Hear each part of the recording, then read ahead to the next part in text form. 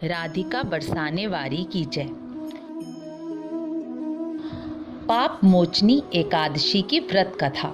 महाराज युधिष्ठिर ने भगवान श्री कृष्ण से चैत्र मास के कृष्ण पक्ष में आने वाली एकादशी के बारे में पूछा तो श्री कृष्ण ने कहा, राजन, मैं तुम्हें एक पाप नाशक उपाख्यान सुनाऊंगा जिसे चक्रवर्ती नरेश मंधाता के पूछने पर महर्षि लोमश ने कहा था।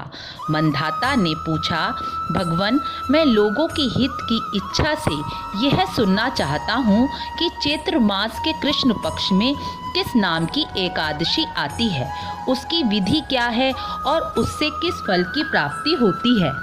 तब लोमश जी ने कहा, निप्रश्रेष्ठ पूर्व काल की बात है। अप्सराओं से सेवित चैत्ररथ नामक वन में जहाँ गंधर्वों की कन्याएं अपने किंकरों के साथ बाजे बजाती हुई विहार करती हैं, वहाँ की मंजू घोषा नामक अप्सरा मुनिवर मेधावी को मोहित करने के लिए गईं। वहाँ महर्षि चैत्ररथ वन में रहकर ब्रह्मचर्य का पालन करते थे। मंजू घोषा मुनि के डर से आश्रम से एक कोस दूर ही ठहर गईं और सुंदर वीणा बजाते हुए मधुर गीत का गान करने लगी। मुनिश्रेष्ठ मेधावी घूमते हुए उस सुंदर अप्सरा के गान से मोहित होते हुए उनके पास आ गए। मुनि की ऐसी अवस्था देखकर मंजू घोषा उनके समीप आई और उनका आलिंगन करने लगी। मेधावी भी उनके साथ रहने लगे।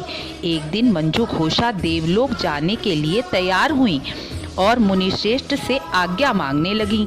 तब मेधावी बोले, देवी, जब तक सवेरे की संध्या ना हो जाए तब तक मेरे पास रहो। तब अप्सरा ने कहा, विप्रवर, अब तक ना जाने कितनी ही संध्याएं चली गईं, मुझ पर कृपा करिए और बीते हुए समय का विचार करिए। लोमश जी कहते हैं, राजन, अप्सरा की बात सुनकर मेधावी चकित हो गए और उन्होंने बीते हुए समय का हिसाब लगाया तो उन्हें मालूम हुआ कि उन्हें उस अप्सरा के साथ रहते रहते 57 वर्ष हो गए। उसे अपनी तपस्या का विनाश करने वाली जानकर मुनि को उस पर बड़ा क्रोध आया और उन्होंने उन्हें श्राप देते हुए कहा, पापिनी, तू पिशाची हो जा। मुनि के श्राप से दुखी होकर अप्सरा विनय भाव से बोली, विप्रवर, साधु जनों से 7 वचन बोलने पर या उनके साथ 7 कदम चलने पर ही उनसे मैत्री हो जाती है, तो मैंने तो आपके साथ अनेक वर्ष व्यतीत करे हैं। हे स्वामी, आप मुझ पर कृपा कीजिए। तब मुनि बोले, तुमने मेरी बड़ी तपस्या नष्ट कर डाली है। फिर भी सुनो, चैत्र कृष्ण पक्ष में जो एकादशी आती है उसका नाम पाप मोचनी एकादशी है। वह श्राप से उद्धार करने वाली और समस्त पापों का नाश करने वाली है। तुम उसी एकादशी का व्रत करो तो तुम्हारी पिशाचिता नष्ट हो जाएगी। ऐसा कहकर मेधावी अपने पिता च्यवन के पास चले गए। उन्हें आया देखकर च्यवन ने पूछा, बेटा, तुमने यह क्या किया? अपना सारा पुण्य नष्ट कर दिया। मेधावी बोले, पिताजी, मैंने अप्सरा के साथ रहने का जो पाप किया है, अब आप ही उसका प्रायश्चित बताइए जिससे मेरे पाप का नाश हो जाए।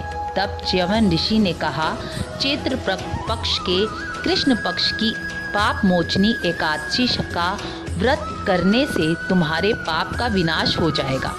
तब मेधावी मुनि ने पाप मोचनी एकादशी का अनुष्ठान किया। उनसे उनका सारा पाप नष्ट हो गया और वह पुनः तपस्या से परिपूर्ण हो गए। इसी प्रकार मंजू घोषा अप्सरा ने भी इसी पाप मोचनी एकादशी का व्रत किया और वह अपने शाप से मुक्त होकर दोबारा अप्सरा के रूप में देवलोक चली गईं।